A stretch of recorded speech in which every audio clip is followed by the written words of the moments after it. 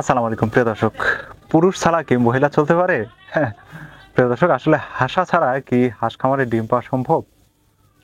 এবং যদি আপনি খামারে পর্যাপ্ত ডিম পেতে চান তাহলে আপনার একটা কয়টা হাসা অর্থাৎ পুরুষ হাঁস প্রয়োজন এবং কয়টা মহিলা হাঁস প্রয়োজন, এই বিষয়গুলো নিয়ে খুঁটিনাটি আজকের ভিডিওতে আলোচনা করব। তাই ভিডিওটি স্কিপ না করে সম্পূর্ণ ভিডিওটি মনোযোগ সহকারে দেখতে থাকুন। প্রিয় দর্শক,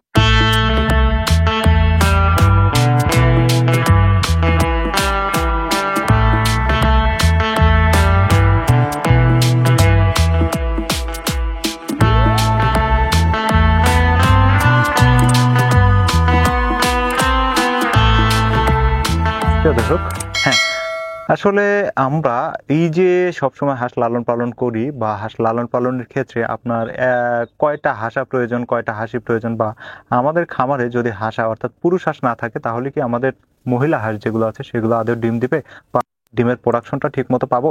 এই বিষয়গুলো নিয়ে খুঁটিনাটি আজকের ভিডিওর আলোচনা। দর্শক, আসলে হাঁস আমরা লালন পালন করি, অনেকে পুরাতন খামারি আছেন, অনেকে নতুন খামারি আছেন। যারা পুরাতন খামারি আছেন তারা কিন্তু এই বিষয়গুলো খুব ভালোভাবেই জানেন, কিন্তু যারা নতুন খামারি আছেন তারা কিন্তু এই বিষয়গুলো আসলে ওইভাবে জানেন না।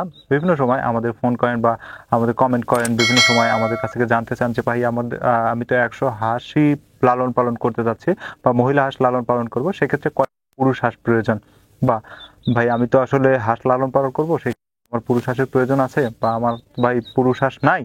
দেখা যাচ্ছে অনেকে বাচ্চা নিয়েছেন, 20টা বাচ্চা নিয়েছেন, ওইখানে 5টা পুরুষ হাঁস নিয়েছিলেন, পুরুষ হাঁসগুলো 5টা মারা গেছে। এখন বাচ্চাগুলো যখন একটু বড় হয়েছে তখন আপনি বুঝতে পেরেছেন যে ওইখানে আপনার কোনো পুরুষ হাঁস নেই, সবগুলো মহিলা হাঁস। তখন আমাদের ফোন দেন যে ভাই একটাও পুরুষ হাঁস নেই, তো আমি তো ডিম পাবো না, ভাই আমাকে এইরকম বয়সে কিছু পুরুষ হাঁস দেওয়া যাবে কিনা। প্রিয় দর্শক, আসলে এটা হচ্ছে আমাদের সম্পূর্ণ ভুল ধারণা। আমরা আসলে একটা মহিলা হাঁসের সাথে একটা পুরুষ হাঁস কখন রাখবো? প্রিয় দর্শক, আপনারা খামারে যদি একটা পুরুষ হাঁস না থাকে তারপরেও আপনার খামারে ডিম দিবে, অবশ্যই অবশ্যই কিন্তু আপনার খামারে যদি দেখা যাচ্ছে যে প্রজনন করতে চান ওই ডিম থেকে, অর্থাৎ বিভিন্ন হ্যাচারিতে, যেমন এই যে আমার পাশে যে ডিমগুলো দেখতে পাচ্ছেন এগুলো হচ্ছে হ্যাচিং ডিম, এগুলো থেকে আমরা বাচ্চা উৎপাদন করব। তো এইগুলো আমরা বিভিন্ন খামার থেকে কালেক্ট করি। তো এরকম যাদের ডিমগুলো কালেক্ট করি বা যারা ওই ডিম থেকে বাচ্চা উৎপাদন করবে তাদের ক্ষেত্রে অবশ্যই হাঁসার প্রয়োজন আছে, অর্থাৎ পুরুষ হাঁস প্রয়োজন আছে। সেক্ষেত্রে 9টা হাঁসের জন্য একটা পুরুষ হাঁস প্রয়োজন, অর্থাৎ 90টা মহিলা হাঁসের জন্য 10টা পুরুষ হাঁস প্রয়োজন।